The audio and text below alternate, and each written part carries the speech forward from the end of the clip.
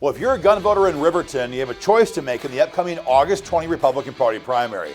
Representative Ember Oakley or her challenger, Joel Guggenmos. Who's going to fight for your gun rights in the Wyoming House? Stay tuned, guys. We're breaking this race down for you right now.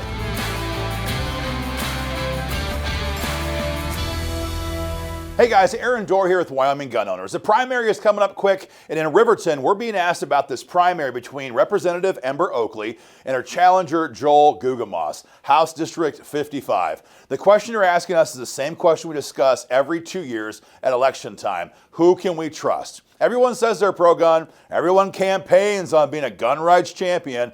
It's almost always not the case. How do we know as gun voters who we can trust? Guys, in this video, we're not going to tell you who to vote for. We will give you guys the information you have to have, though, combining voting histories, candidate surveys, and public statements made for or against your gun rights to give you guys the information you have to make a more informed decision. And we're going to begin this case with Joel Guggenmos. Joel has surveyed 100% pro-gun with WIGO. When a candidate surveys pro-gun, puts their views in writing, it oftentimes means that candidate wants to actually lead in the fight for gun rights, is committed to the fight for gun rights, and will not sell us out if they are elected. When a candidate won't survey, it's almost always a very big danger sign for gun voters. But because Joel has surveyed, we can tell you details on what his beliefs are when it comes to your gun rights. For example, Governor Gordon vetoed House Bill 125 last session, this year, that would repeal deadly gun-free zones.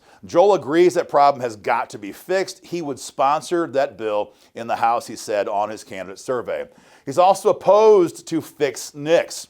This is mental health gun control, no question about it. We've blocked it at least 2 times now in Cheyenne. It's going to come back up again sometime. It's a mental health gun control that allows your guns to be taken away by a declaration versus adjudication. Dangerous stuff. Joel agrees. He's a heck no. He's also opposed to waiting periods. We have had Republicans call for waiting periods in Wyoming on gun sales recently.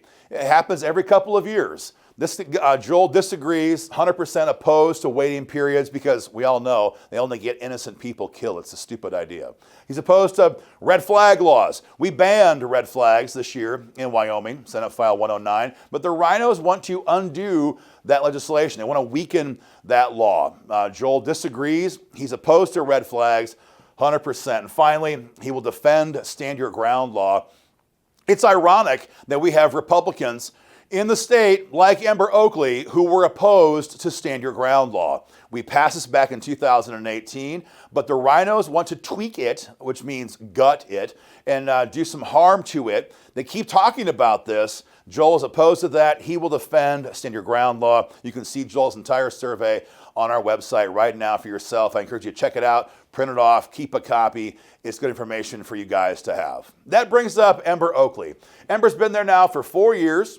And it's no secret, we came out with videos similar to this when she first ran for office, and the reason for it is very simple. In 2018, when we passed Stand Your Ground law, on the other side of the aisle was Ember Oakley testifying as the county attorney in the Capitol trying to kill Stand Your Ground law. She lobbied against Stand Your Ground law all session long. Now, thankfully, we were victorious. Thankfully, gun voters had enough power. We got that done. It was accomplished, case closed, game over. But I never forgot that a self-described Republican, a supposed conservative, is in the Capitol lobbying against Stand Your Ground law as a county prosecutor. You know, the idea that you want to go after somebody with charges because they did not retreat a certain number of steps before taking defensive action, that is tyrannical. That is terrible stuff. That should never happen, even in a blue state, let alone in a red state.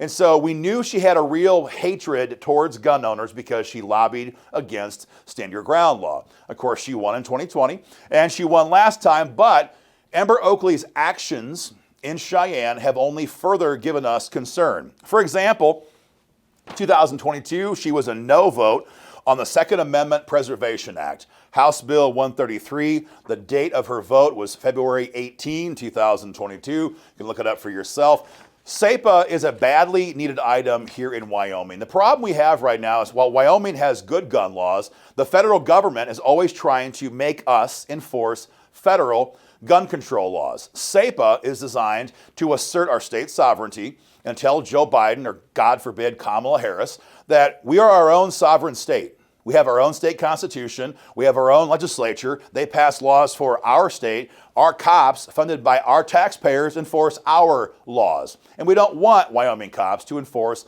federal gun control laws or executive orders. That's what SEPA is designed to do, protect us from an overbearing, out-of-control federal government.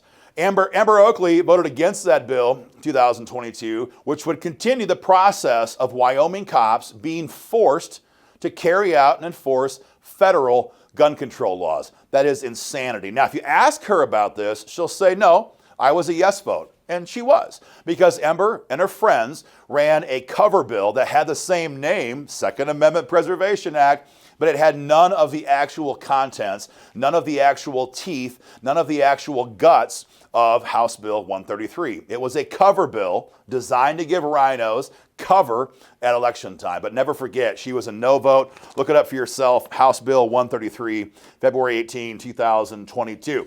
This year, we passed House Bill 125, gun-free zone repeal.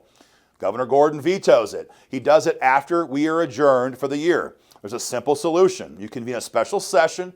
Everyone comes back to Cheyenne. They take a day, have the debate, override that veto, and ram that bill down Gordon's throat. Pretty simple, not very sensational. Actually, it happens more than you might think. And all we have to have is a simple majority in the House and Senate to get that done. We had it in the Senate, but over in the House, we were this short because Ember Oakley voted no on the call for a special session. Very, very anti-gun behavior from Ember Oakley. The last big thing here, it's related to gun rights, but not directly.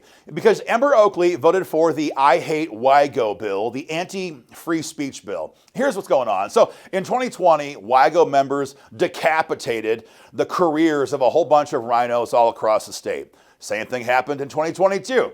And everybody in Cheyenne knows that if you screw with gun rights, WIGO will hold you accountable at election time. That's our job. That's what we should be doing. Frankly, we love to do this. So, of course, the rhinos don't like it. So they come after us with an anti-free speech bill. They called it campaign finance law reform. And what it would require is that we surrender our donor names, their information, names, addresses, and donor history to the state of Wyoming. This was absolutely insane. It violated all kinds of SCOTUS precedent on campaign finance law. And when I got the call from the Secretary of State's office, Ed Buchanan, back in those days, not our current secretary, I told him to get bent, that WIGO would never surrender our donor names to him under any circumstances. So, of course, he and the Attorney General, Bridget Hill, and the governor come after WIGO with a civil penalty. We paid the penalty. We then sued them in court, and we won big in district court. They appealed their defeat. We won even bigger in circuit court in Denver last year now. And so we won, they lost, case closed. But throughout that entire process, the whole thing could have been avoided if Ember Oakley and her friends had voted for free speech. But she did not do that. This was House Bill 49. The date was February 17, 2022, and the whole goal of this bill was to muzzle Wyoming gun owners. And frankly, I understand why she would do it, because we like to hold people accountable, and that certainly includes Ember Oakley. So if you're a politician trying to muzzle your political opponents, a great way to do it is to call it campaign finance law.